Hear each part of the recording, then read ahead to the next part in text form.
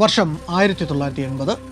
അമേരിക്കയിലെ new Mexico നഗരത്തിലെ ആൽബക്രൂക്ക് പട്ടണത്തിലുള്ള ഒരു മക്ഡൊണാൾഡ്സ് ഔട്ട്ലെറ്റിലേക്ക് കഷ്ടിച്ച് 16 വയസ്സ് തികഞ്ഞ ഒരു ഹൈസ്കൂൾ വിദ്യാർത്ഥി അവിടുത്തെ ലൈൻ കുക്ക് എന്ന ജോലിയിലെ തൻ്റെ ആദ്യ ഷിഫ്റ്റിൽ പണിക്ക് കയറുന്നു.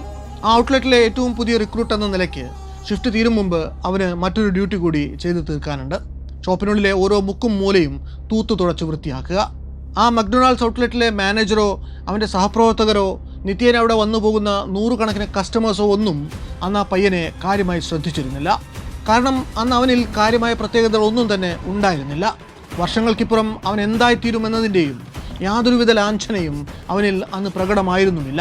Alexa, who is the richest person in the world right now?